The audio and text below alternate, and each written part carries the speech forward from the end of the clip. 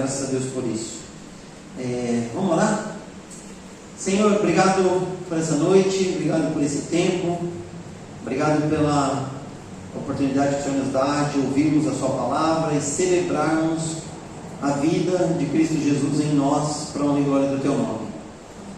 Nós agradecemos ao Senhor, porque como família do Senhor podemos nos reunir, prestar o nosso culto, nossa adoração, fazer a nossa contribuição, colocar diante do Senhor nossos pedidos, nossos amigos, interceder por outras pessoas, mas também agradecê-lo em nome de Jesus, porque o Senhor tem cuidado de nós. Nós temos hoje aqui o Gabriel que está fazendo aniversário, o Átila que também já fez aniversário, a Geise fez aniversário também já no começo do ano. Pedimos ao Senhor em nome de Jesus que visite esses nossos irmãos. Se tem mais alguém aqui que fez aniversário já, por favor também, Deus, pedimos que o Senhor esteja abençoando, trazendo paz ao coração, fortalecendo o vigor, enchendo os corações com esperança e renovando a mente pelo poder do Espírito Santo do Senhor. Pedimos que o Senhor fale conosco por meio de Sua palavra nesse momento também, Pai. E seja continuação desse tempo de culto, de adoração, onde nós vamos, pela pregação, pela proclamação da Tua palavra e pela ação do Seu Santo Espírito, ouvir a Tua voz. Então nós pedimos, Senhor, em nome de Jesus, fale conosco. É a nossa oração, Pai. Amém. Amém, queridos? Amém. Outro dia eu fui visitar meu pai, semana passada, né? Fui visitar meu pai. Aí eu orei com eles lá para a gente almoçar. Aí eu falei, né, em nome de Jesus, amém. Aí meu pai falou, amém, amém. Aí meu pai pegou e falou assim, amém, queridos, né? Ele falou assim, quando ele está aqui na igreja, eu sempre falo isso, né? Amém, queridos, o pessoal chama amém. Aí eu falei, pai, agora eu sei de onde veio essa veia sarrista que eu tenho também, de ficar brincando com quase tudo. Mas, queridos, agradecendo a Deus em nome de Jesus pela vida de vocês aqui, pelo privilégio e oportunidade que a gente tem, né? De poder, de verdade, prestar culto a Deus, ouvir a palavra do Senhor. E a gente está numa sequência, numa série de mensagens aí para o começo do ano, que a ideia é ter um feliz 2024, não é? Nós oramos muito por isso. Então a gente está batalhando, pedindo, a gente fez muita coisa aí no final do ano, na passagem, né? Desejamos, oramos, pedimos, abençoamos, pedindo que o ano de 2024 seja um ano cheio de paz, cheio de prosperidade, cheio de alegria, cheio de realizações. Então, para nós vencermos essa barreira de apenas desejar que as coisas aconteçam, nós precisamos dar passos para que essas coisas venham, né, se tornar realidade. Então não adianta a gente ficar só sonhando, a gente precisa correr atrás e fazer a nossa parte para que as coisas aconteçam. Então nós iniciamos essa série de mensagens chamada Alvos para 2024. Nosso terceiro sermão será hoje. Nosso primeiro sermão nós falamos sobre olhar para o amor de Deus. Nós entendemos que se nós não olharmos para o amor de Deus, reconhecendo que Deus nos ama de verdade, aconteça o que acontecer, a gente está perdido, a gente se perde. Se a gente não encarnar, né, enraizar no coração, como diriam os antigos, né, se a gente não inculcar na nossa mente de que Deus nos ama, independentemente das circunstâncias, acabou o ano. Acabou, não adianta, a gente vai tropeçar, a gente vai errar o alvo, a gente vai cair. E no nosso segundo sermão nós falamos sobre assumir a nossa identidade em Deus, que é de nós assumirmos quem nós somos em Deus. A gente não pode ter medo de dizer para o mundo quem nós somos e viver de acordo com quem nós somos, com a nossa identidade, não com o que nós fazemos, mas com quem nós somos em Deus, filhos de Deus, filhos de Deus. Todo aquele que diz, eu aceito Jesus, Jesus é o meu Senhor, o meu Salvador, se torna filho de Deus. Olha que maravilha. Santistas, corintianos, palmeirenses, argentinos, todos no mesmo céu, na mesma família. Amém? Amém. Amém. Amém. Glória a Deus por isso. E hoje quero ler um texto especial para a gente, um texto que vai ser o texto de partida, depois a gente vai trabalhar um pouco do contexto dele também, mas o texto que nós conhecemos está lá em Romanos, capítulo número 1. Então você abra sua Bíblia em Romanos, capítulo número 1.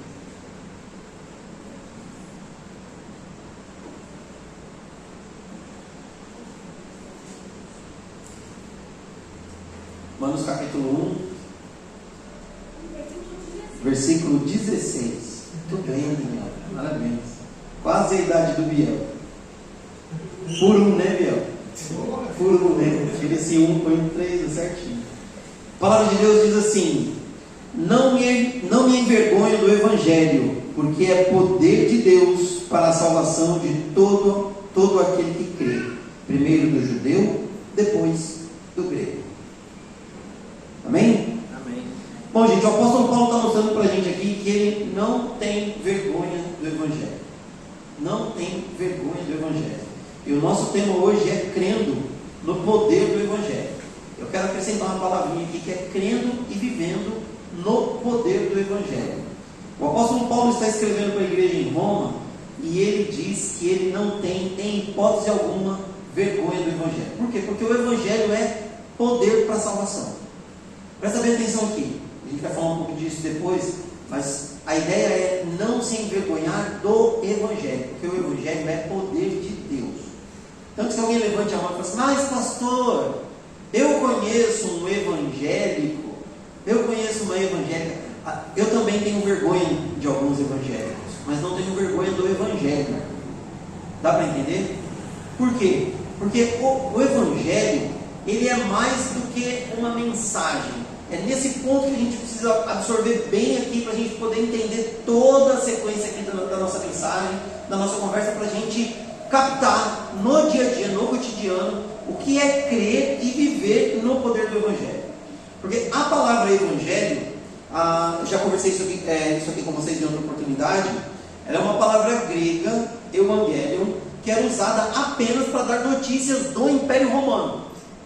Chegam os escritores do Novo Testamento e roubam essa palavra, que era a palavra para dar notícias do Império, de César, do nascimento do filho, da conquista de uma nova cidade, né? As boas notícias do reino eram boas notícias do Império. Chegam os escritores do Novo Testamento e pegam essa palavra, se apossam dessa palavra e empregam essa palavra à mensagem anunciada por Jesus. Então, Evangelho de Cristo Jesus, do Messias Jesus, o Filho de Deus. Então não era notícia do Império Romano, era notícia do Reino Celestial. Arrependam-se porque é chegado o Reino dos Céus. Então vem essa palavra Evangelho para nós. Agora, qual é o grande problema quando a gente fala do poder do Evangelho? Porque quando a gente fala assim, poder do Evangelho, a primeira coisa que a gente pensa e a gente abraça basicamente só ela, é de que o Evangelho é poderoso para salvar a gente dos nossos pecados.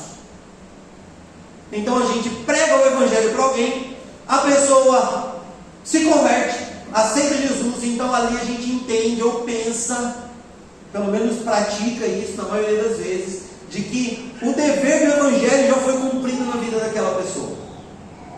Olha que Evangelho poderoso, alcançou o coração do seu João. O seu João se converteu, batizou, é avô de milhares aí, né?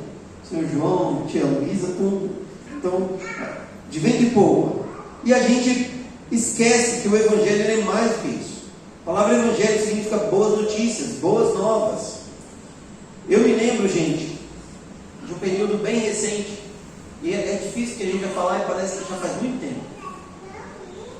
Lembra da pandemia? Não é que já parece que faz muito tempo? Parece que está lá atrás, gente. Lembra também, filho? Esse não está comigo. Sintonia, filho. É isso, essa cor no cabelo fez bem. Eu me lembro da angústia que era ficar na frente da TV, esperando boas notícias. A gente entrava nos sites, ia de um site para o outro procurando notícias boas. E eu lembro da dor que era quando as notícias só pioravam, as notícias só melhoravam. E aí quando começaram a vir notícias boas, a gente entrou em guerra. Incrível, né? A gente virou briga. Já tinha briga, virou mais briga ainda. Uma coisa que era política se tornou ali ciência, e aí misturou religião. E aí alguém vinha dar uma notícia e você falava que aquilo era mentira, alguém trazia uma verdade e aquilo virava mentira de novo, alguém trazia uma mentira e aquilo se dava por verdade, virou um auê.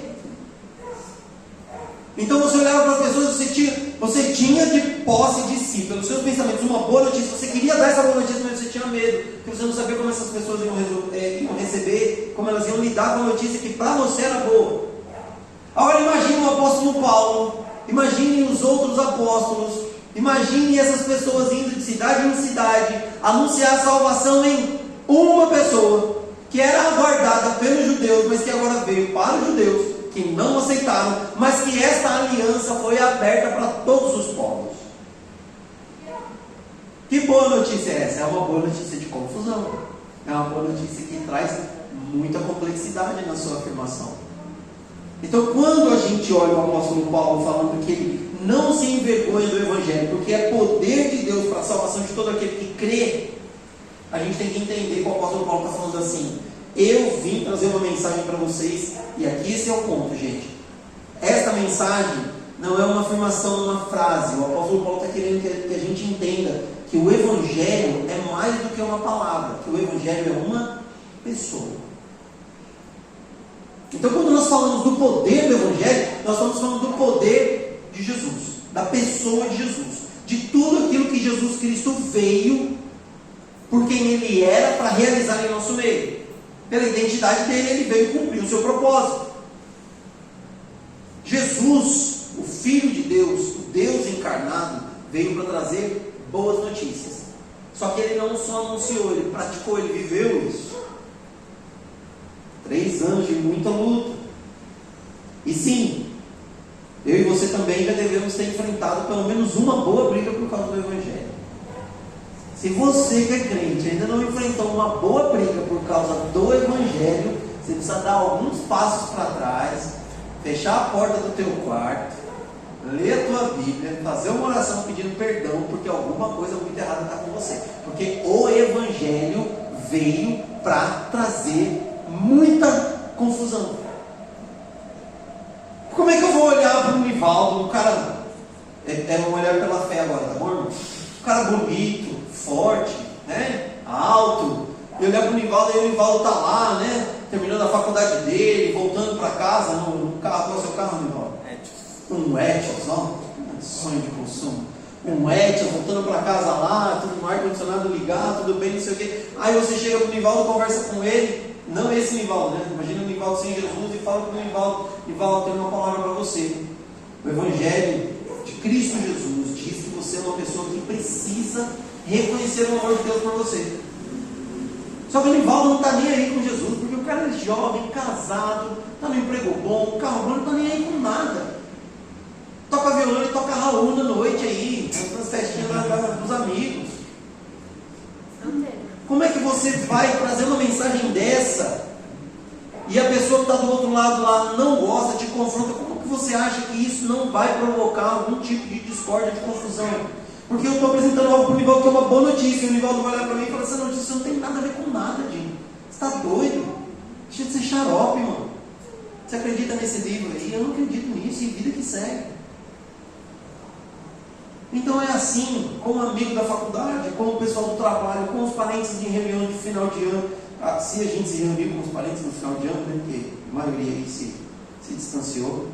Então o Evangelho veio para trazer muita confusão, e Jesus enfrentou cada uma delas. Se você ler os Evangelhos, você vai ver cada rolo que Jesus se meteu por anunciar a verdade. Foi chamado de mentiroso, foi chamado de ladrão, Jesus foi chamado de herege.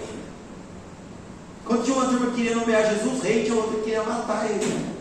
Dá para entender? Por causa do poder dessa mensagem, por causa do poder do Evangelho. O Evangelho é uma pessoa. Agora eu quero ler o restante do texto com vocês, o contexto dele, Romanos capítulo 1. E aí a gente segue, entendendo agora que nós estamos falando de uma pessoa. Romanos capítulo 1, a partir do versículo 7. Obrigado. A todos os que estão em Roma, são amados de Deus e chamados para serem santos. O Nivaldo gostou. A vocês, graça e paz da parte de Deus, nosso Pai, e do Senhor Jesus Cristo. Antes de tudo, sou grato ao meu Deus, mediante Jesus Cristo, por todos vocês, porque em todo o mundo está sendo anunciada a fé que vocês têm. Versículo 9. O Deus a quem sirvo de todo o coração, pregando o Evangelho de seu Filho, é é minha testemunha de como sempre me lembro de vocês em minhas orações. E peço que agora, finalmente pela vontade de Deus, seja-me aberto um caminho para que eu possa visitá-los. Anseio vê-los, a fim de compartilhar com vocês algum dom espiritual para fortalecê-los, isto é, para que eu e vocês sejamos mutuamente encorajados pela fé. Quero que vocês saibam, irmãos, que muitas vezes desejei visitá-los, mas fui impedido de fazê-lo até agora. Meu propósito é colher algum fruto entre vocês, assim como tenho colhido entre os demais gentios. Sou devedor tanto a gregos como a bárbaros, tanto a sábios como a ignorantes. Por isso estou disposto a pregar o Evangelho também a vocês que estão em Roma. Não me envergonho do Evangelho, porque é poder de Deus para a salvação de todo aquele que crê, primeiro do judeu, depois do grego. Porque no Evangelho é revelada a justiça de Deus, uma justiça que do princípio ao fim é pela fé. Como está escrito, o justo viverá pela fé. Irmãos, muitas vezes a gente tenta ou imagina e limita o Evangelho, a mensagem do Evangelho ou Cristo Jesus com o momento da conversão da pessoa, com o momento da salvação da pessoa. Mas o Evangelho, ele é muito mais do que isso. O Evangelho é Deus, é Jesus que veio para nos mostrar o caminho para o Senhor, para que nós pudéssemos parar de errar o alvo, parar de pecar e ir na direção certa, fazer aquilo que é certo, ou seja, fazer a vontade de Deus, ouvindo a Jesus, seguindo a Jesus, obedecendo aos seus mandamentos. Então, quando a gente crê, quando a gente aceita Jesus como Senhor e Salvador, a gente está começando a desfrutar do verdadeiro poder do Evangelho, porque o Evangelho, ele precisa ser como fonte de salvação. Não existe outra fonte de salvação além do Evangelho, além de Jesus de Nazaré, além de Jesus Cristo, o Filho de Deus. Eu queria, gente, de verdade eu queria que houvessem muitas fontes de salvação. Eu queria muito. Mas a palavra nos diz que o Evangelho, Cristo Jesus, é a salvação. E o Evangelho, Jesus, mostra a ação de Deus por nós, em nosso favor. E isso traz algumas consequências. Tem algumas situações que são geradas aí quando a gente é impactado ou confrontado pelo Evangelho. A primeira delas é que a apresentação do Evangelho, ele denuncia, ele mostra a consequência do nosso pecado.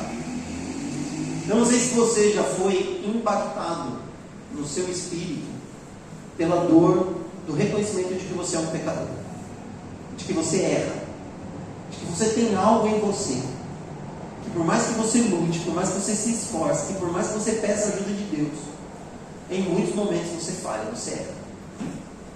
E é incrível como parece que não tem ninguém vendo, mas aí aparece alguém e aponta o dedo e te acusa, e reclama com você, ou briga com você. Mas o melhor de tudo e o mais doloroso de tudo é quando o Evangelho te confronta e mostra que você é pecador. E aí a gente tem dois caminhos. Ou a gente se revolta contra o Evangelho que nos foi apresentado, que nos impactou, ou a gente reconhece que nós somos verdadeiramente pecadores e que precisamos aceitar a mensagem do Evangelho para poder resolver essa questão, resolver esse problema. Eu sou pecador, eu preciso de ajuda.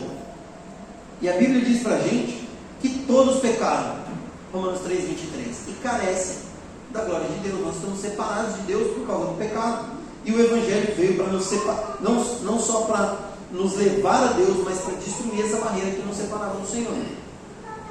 Então, quando o Evangelho chega a você, quando você lê a Bíblia, quando você conversar com Jesus, e Jesus mostrar a palavra do Senhor disser para você: Ide, você está errada. Tati, você está errada.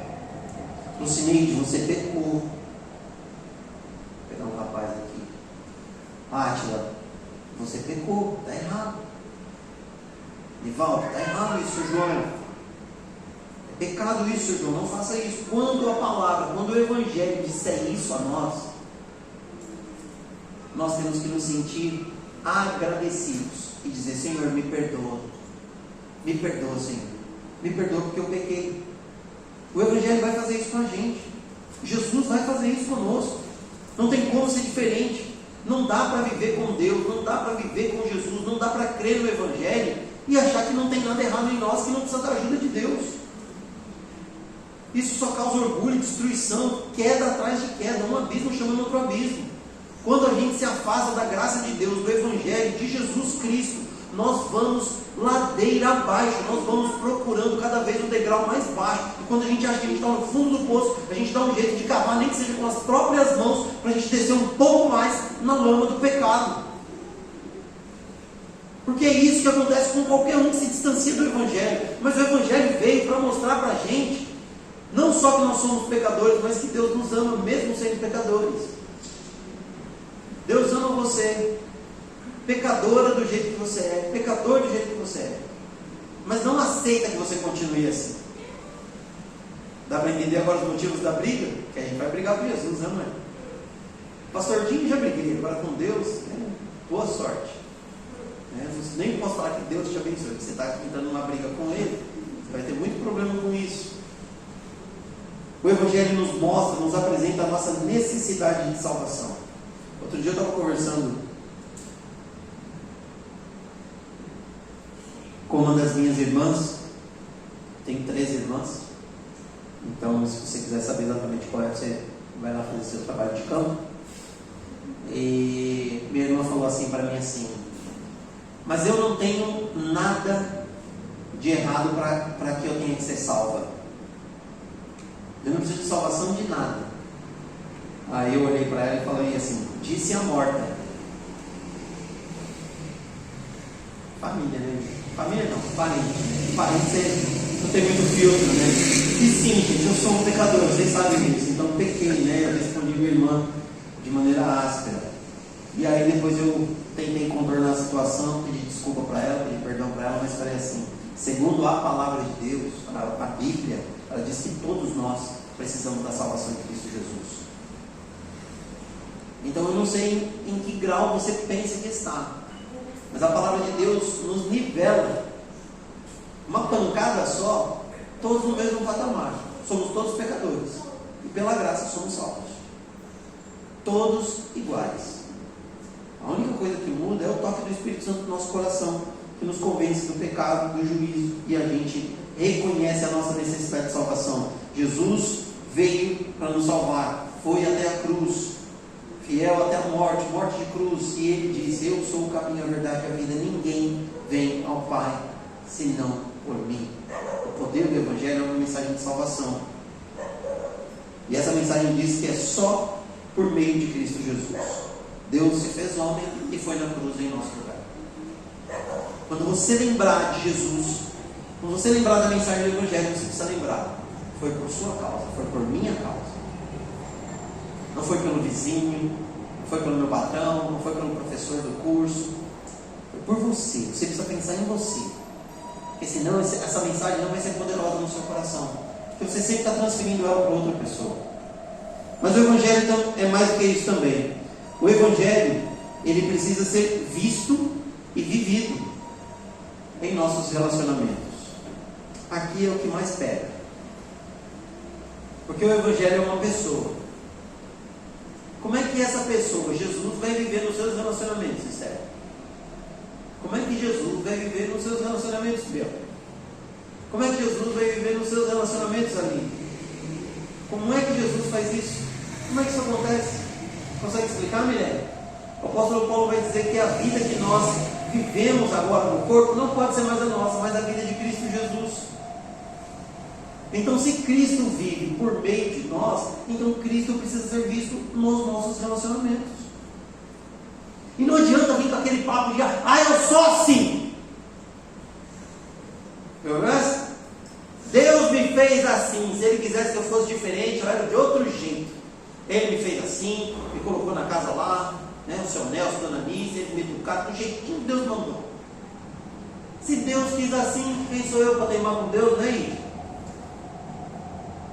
Tudo seja feito conforme a vontade de Deus, não? Quem foi que disse para a gente que Deus chamou a gente para ser do jeito que a gente é?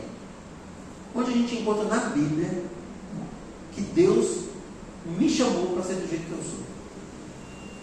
Porque a Bíblia vai dizer que eu preciso ter a mente renovada pelo Espírito Santo. A Bíblia vai dizer: aquele que mentia, não minta mais; aquele que roubava, não roube mais.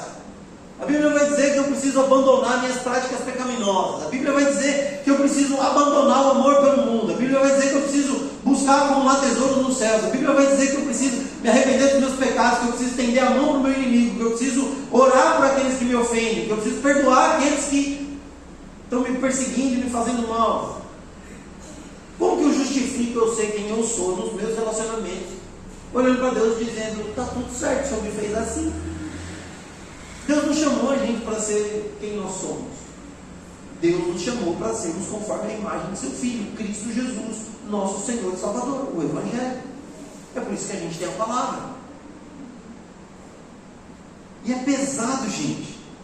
Porque vamos lá, eu sei, não nós que estamos aqui, mas todos aqueles que faltaram. O pessoal é teimoso demais, eles não mudam. O pessoal é chato, persegue a gente. O pessoal cheio de defeito. O pessoal cheio de problemas. Nós não. Nós estamos no caminho certinho, a gente não faz nada de errado.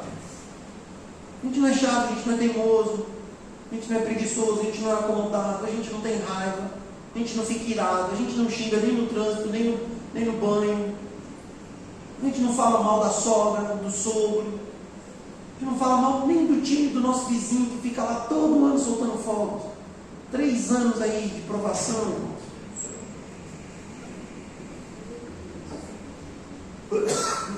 Bom, para isso acontecer, o Evangelho vai dizer que o amor tem que ser base dos nossos relacionamentos. Sem amor, sem o Evangelho, sem Cristo Jesus, a gente não pode fazer absolutamente nada. Então, se nós não chamarmos Jesus para ajudar a gente no nosso relacionamento, como seria bom, né, gente? Se o mundo fosse uma bolha só, né? Mas não é, tem tanta bolha, ela se choca, a bolha explode. É uma tristeza. O amor de Deus tem que ser base. O Evangelho nos mostra que o amor de Deus, o amor incondicional por nós, ele precisa calçar cada passo que a gente dá, cada pensamento que a gente tem, cada palavra que a gente fala, cada gesto que a gente mostra. E eu sei que você tem um chato de estimação. Eu sei que você tem um inimigo fiel. Talvez 2 ou 3. Quantos? 2. Zé, tá no lucro, viu? A gente aí queria usar o dedo até do pé para dizer o nome de. Mas o que Deus nos chama é para mostrar nos nossos relacionamentos Cristo Jesus. Não a nossa raiva, não a nossa ira, não a nossa dor, não a nossa angústia, mas Jesus. Esse é o poder do Evangelho. E olha só que fantástico. Deus nos salvou por meio de Cristo Jesus. Isso é um ato de graça de Deus. Um ato da graça de Deus. Graça é favor imerecido. Então, enquanto você e eu olharmos para as pessoas às quais nós nos relacionamos e pensarmos assim: no dia que ela mudar, ele mudar, fizer isso, fizer aquilo, aí eu vou mostrar o amor de Deus para essa pessoa. Aí ela vai ter o melhor de mim. Quem é casado sabe como que é esse negócio, né? É mais complicado, mais embaixo o negócio. Vocês que estão aí para casar, não se preocupem. Casamento é uma bênção, vai dar tudo certo. Mas Deus foi gracioso conosco, para que nós pudéssemos ser graciosos com os outros também. Primeiro com o cônjuge, depois os filhos, até a sogra, o sogro, os cunhados da vida. E o Evangelho também, queridos, ele nos dá um novo propósito de vida. Lembra quando nós falamos de identidade? Nós estamos diante de um abismo gigantesco pela falta de identidade, falta de propósito e daqui a pouco falta de função. A sociedade está indo assim num caminho muito, muito tenebroso. Serão dias muito difíceis. Mas quando a gente encontra Jesus de Nazaré, quando nós somos impactados pelo poder do Evangelho, quando nós acreditamos, cremos no amor de Deus, quando nós assumimos a nossa identidade e cremos que isso aqui é verdade, Deus nos dá propósito. Ele mostra para a gente qual é o nosso propósito. Um deles, a melhor vida que você pode ter. Olha só que legal.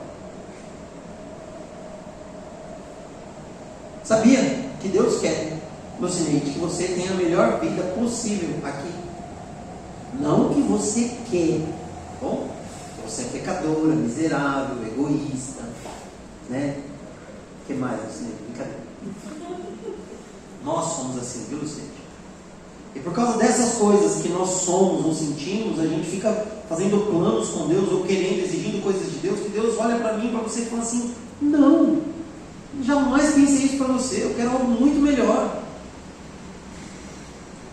Muito melhor. Que eu quero cuidar de você, da sua vida, te dar um propósito de vida. Isso é vida em abundância. O ladrão veio para roubar, matar e destruir. Eu vim para que tenham vida e vida em abundância. João 10:10. Isso é Jesus, o Evangelho. O poder do Evangelho é dar para nós uma vida em abundância, uma vida farta, debaixo do cuidado da graça e do amor de Deus. Jesus fazendo o propósito dele real em cada passo nosso. Sem a vida de Cristo que é oferecida e por sua mensagem, e o Evangelho é o poder de Deus para a salvação, é impossível ter vida. Não é passar pela vida, é viver marcando a história da sua família e da sua geração, deixando um legado, criando um novo padrão na sua família, criando uma nova cultura no seu lar, com a sua vizinhança, com o seu bairro, no seu trabalho, no seu grupo de estudo, mostrando para as pessoas que você vive Jesus, que o poder do Evangelho está em você, que você assumiu, que você encarnou a mensagem, que você trouxe para si Cristo Jesus, e que você mostra isso para as pessoas. Ninguém que tem Jesus deveria proclamar uma mensagem que não tem a ver com vida. Aliás, quando Paulo fala de propósito, quero ler mais uma vez para vocês o versículo 13 de Romanos capítulo 1. O apóstolo Paulo diz assim: quero que vocês saibam, irmãos, que muitas vezes planejei visitá-los, mas fui impedido de fazê-lo até agora. Meu propósito é colher algum fruto entre vocês, assim como tenho colhido entre os demais gentios. Olha o que o apóstolo Paulo está falando. O propósito de Paulo é colher alguns frutos, ou conseguir atingir alguns alvos, colher frutos, produzir resultados, dependendo da sua tradução bíblica aí. Paulo está falando que ele foi chamado por Deus para pregar o Evangelho e alcançar frutos. E ele diz para os romanos que isso já tem acontecido entre os gentios. Então o apóstolo Paulo está dizendo que nada mais é o propósito de vida dele que pregar o Evangelho para que outras pessoas assumam o Evangelho, Cristo Jesus, como um estilo de vida, porque foi salvo, porque foi transformado, porque tem os relacionamentos tocados, porque tudo que faz, pensa, vai ou gestua tem a ver com quem ele é, Filho de Deus.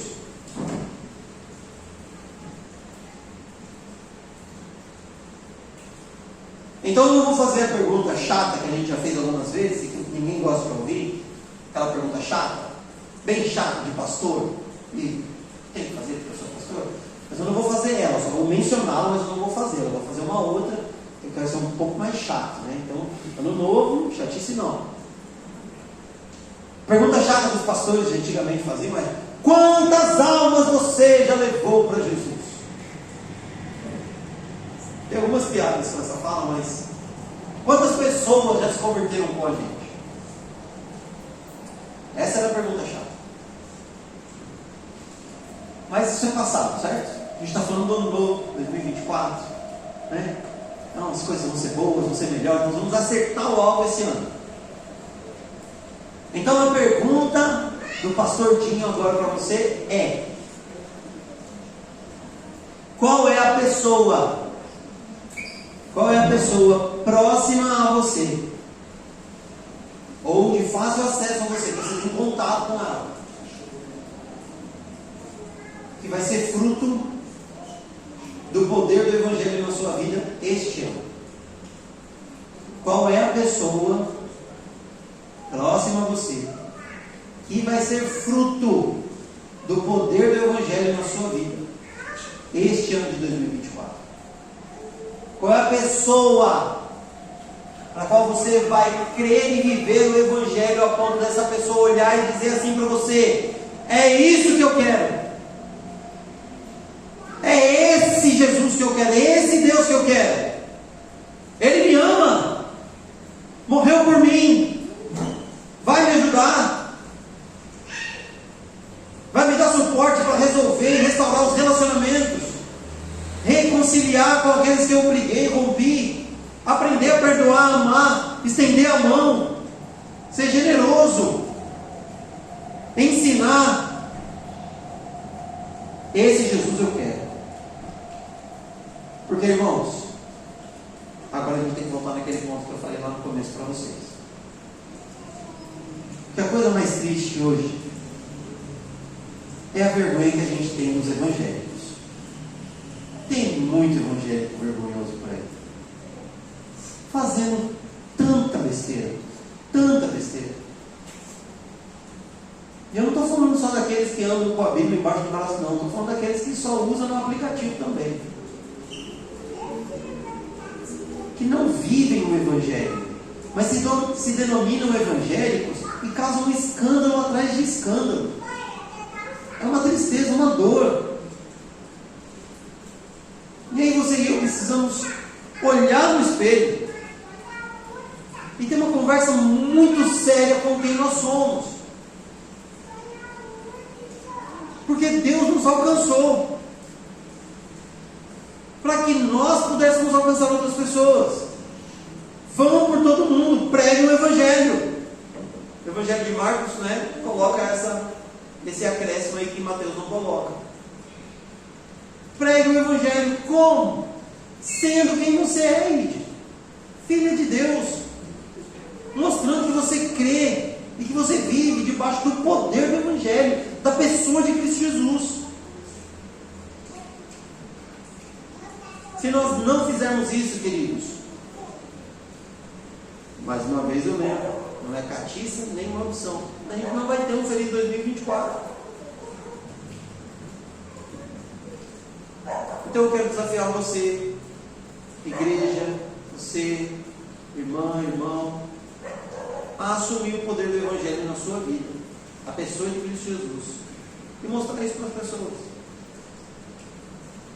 Que esse ano seja um ano que você viva este propósito: levar pessoas para Jesus, não é trazer pessoas para a igreja,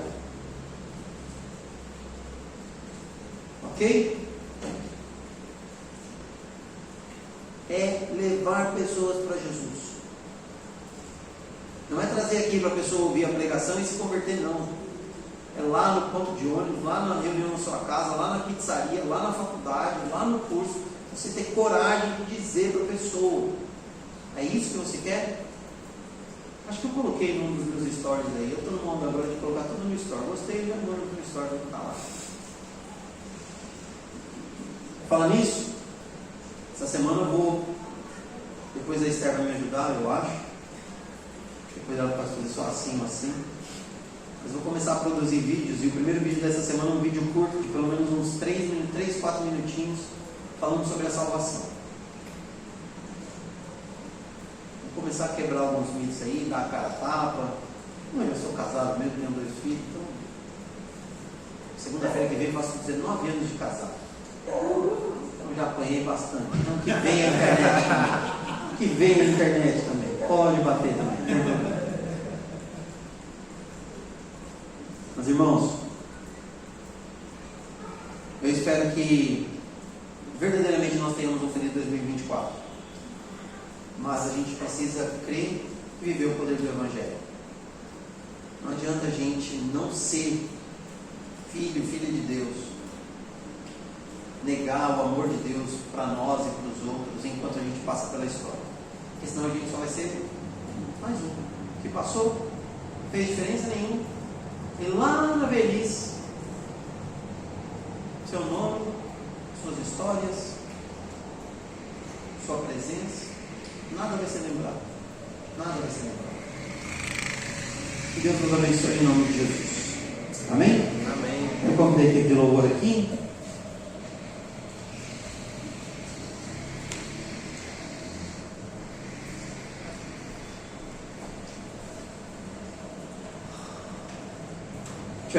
vídeo amanhã da nossa pregação aqui, e durante a semana o vídeo sobre a salvação. Então, para você que está assistindo esse vídeo posterior ao nosso culto aqui, a gravação, quero pedir para você para que você abra o seu coração para Deus, para que Deus te abençoe, que você seja transformado pela ação de Deus no seu coração e na sua família também. Vamos nos colocar de pé para cantar essa última canção?